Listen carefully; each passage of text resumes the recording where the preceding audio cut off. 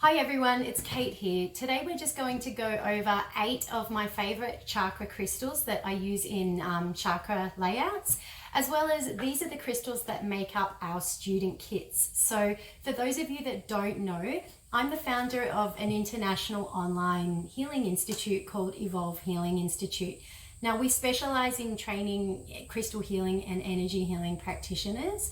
The courses are available worldwide, and we do provide our students with crystal healing kits to complete the course lessons and the activities that they need to get their certification. So these come very highly recommended from myself and my team, and I'm just going to share that with you what our students use to complete their courses. All right, so I'm going to be talking about some tumbled stones that we use today, but I have to say, as a professional crystal healing practitioner, I recommend to all my students, and I myself have learnt that tumbled crystals really aren't great if you're using them for crystal healing. So they're beautiful to have around the house, and they look very pretty in a bowl. They're great to place on an altar and even just work with maybe one at a time on the body. But if you're in some kind of practice where you're using lots of crystals on the body, then tumbled stones really aren't ideal because they're curved and human bodies are curved. So when you place two curved surfaces together, there's bound to be some instability there. And I learned very quickly into my practice that tumbled crystals were really not a good choice for working on the body. So they're a great starting point. They're very affordable, tumbled crystals. So most tumbled crystals you can pick up between $1 and $5 a piece. Quality does vary a lot though. So where possible, try and choose good quality stones. But if your budget doesn't allow you to stretch for larger, flatter or stones or cabochons, then tumbled stones will be fine initially. But yeah, if you are looking at practicing professionally and doing more work with crystals, then I do recommend that you invest in flat and larger crystals to work with. But let's go with tumbled stones today. And this is the starter. This is part of the starter kit that our students get when they first enroll in our courses. So we're going to start with clear quartz, beautiful clear quartz. Now, tumbled stones, whilst tumbled cuts themselves aren't the best or most expensive cut of crystals, they do vary in quality, like I mentioned. So in a lot of commercially available crystal healing kits that are sold on eBay or that you might get at, crystal healing store, metaphysical stores or things like that, you'll get a little bag with chakra crystals and you'll open it up, and most of the crystals are really opaque, so they're very dark colored normally, and especially quartz can be white, so you might just get a really white milky looking quartz. This is not a great quality quartz stone. So a good quality quartz stone is very clear. See how clear that one is? It's got, marks and everything inside it. That actually makes it the properties, that actually brings out the properties, but I'm talking about the actual clarity of the stone. So where possible, choose stones that are good quality. They've got good clarity, good and natural depth of color, and they're not like this murky, mottled, opaque kind of color. So we use clear quartz at the crown chakra or the higher crown chakra. And clear quartz is great for bringing clarity, healing on all levels. So everywhere from the psychological self right the way down the body through the physical, emotional and spiritual layers of being. It can also be programmed, so you can work with quartz at the higher crown and the crown for manifestation and intention setting. It's a really great stone to use. And incidentally, it can help with filtering electromagnetic pollution. So it's good to have a big chunk of quartz in front of your TV or computer if that's somewhere where you spend a lot of time. Then we have amethyst. So once again, have a look at the quality of this amethyst. I try to choose very light colored amethysts with good clarity. So you can get amethyst stones that are really dark purple with white veins in them, and they're not great quality. So if you're choosing an amethyst crystal, basically the more violet and clear it is, the higher the vibration is going to be. And we use amethyst at the third eye and the crown chakras, and this is great for spiritual development, spiritual growth, sleeping, so it's great to use for those who have insomnia. It helps heal the body. It helps clear the mind of any negative programming that we might be carrying. It's excellent for meditation and tranquility. So that's a really great stone to introduce into the chakra healing layout. Then we've got the throat chakra, and we use sodalite. Once again, nice blue color, nice markings on the stone, good quality. And this we place just here. And this helps relax the whole shoulders and throat area, because if you've got a blocked throat chakra or a closed throat chakra, then this whole area is going to be tight and tense. You may carry a lot of tension in the back of your neck. You may have tight upper chest muscles, scrunched up shoulders, and sodalite just helps relax this whole area. It's very calming. It's very good for clear thoughts, for truth, and it helps, I guess, relax this whole area and gently open the throat chakra for self-expression and communication. At the heart, we use rose quartz. So rose quartz is pale pink. Now, a lot of other chakra diagrams and crystal kits will include a green stone, or will have, green is the heart chakra color, which is correct. Normally it's the higher heart, which is just above the heart, which is pink. But because the two chakras are so close in location and in meaning, it is possible to interchange green and pink stones on the heart chakra, and that's absolutely fine. I actually prefer using rose quartz on the heart chakra, especially for new clients, and I include it in the student kits in our courses as well, because it's a very soft heart opener. Some stones are very intense, and if you're an experienced therapist, then that's great, go for it, use those stones.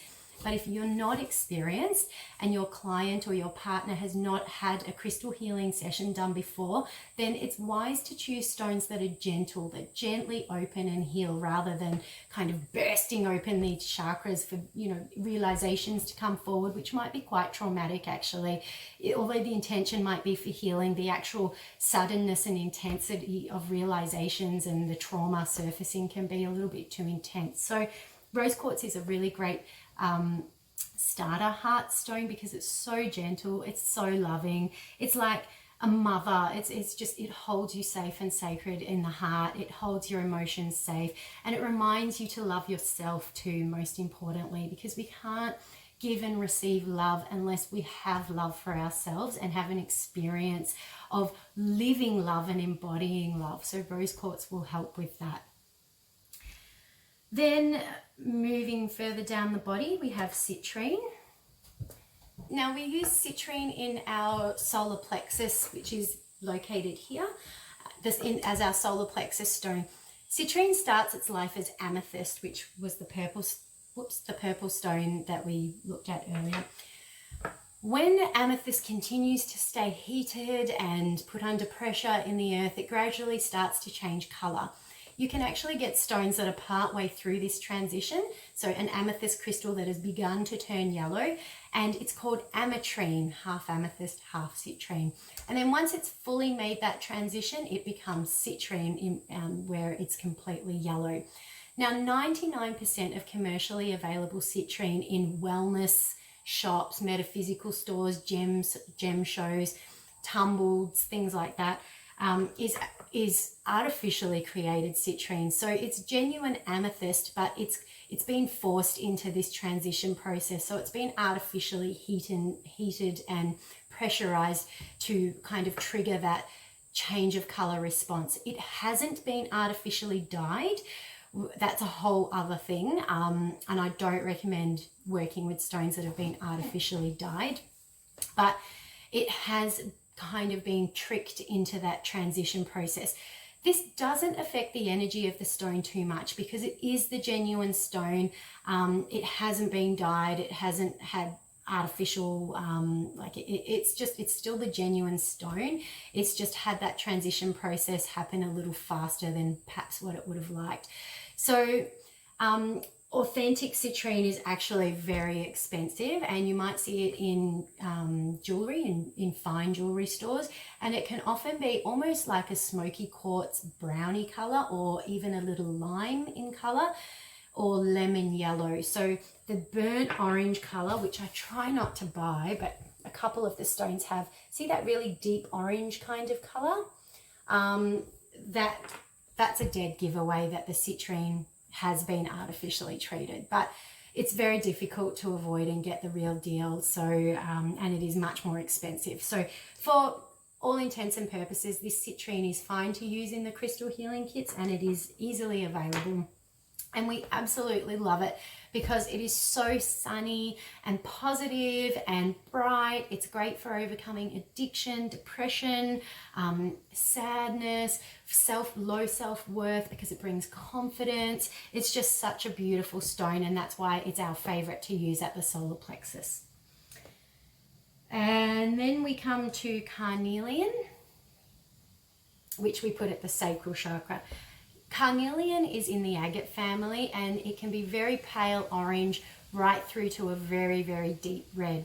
So it's great for cleansing the physical body, the lower digestive system. It's great for, it resonates with the sexual organs, so it can be used for fertility, libido, it can help with kundalini energy, and releasing any trauma related to the lower body, sexual trauma, and any trauma that's occurred higher up in the bodies, for example, emotional trauma that has started the release process but has got blocked in the lower chakras and hasn't been able to be completely processed and released. Carnelian will help with that, which is why we choose it in the sacral in these chakra kits. And then we've got red jasper at the root chakra. Bloodstone, we also use bloodstone in the kit, so depending on which one is available, and they both are very similar. They work with healing and cleansing the lowest organs, so organs of elimination, so bowel. They are also for the sexual organs as well, and they just really help in the cleansing and detoxification process, both physical, so through the blood, through the sweat, through going to the bathroom, but also spiritual as well. So like I just mentioned, when trauma happens and it starts the processing to go down the body to be released, it often gets stuck in the lower chakras and needs some help to be eliminated, and red jasper or bloodstone will help in this cleansing, this real cleansing process. And then finally, where does that go? At the root chakra, we always like to use hematite. Hematite can be identified because it's this silvery grey colour, and it's super heavy. It's much heavier than other tumbled stones of the same size, so it's very dense. Its molecular structure is very dense.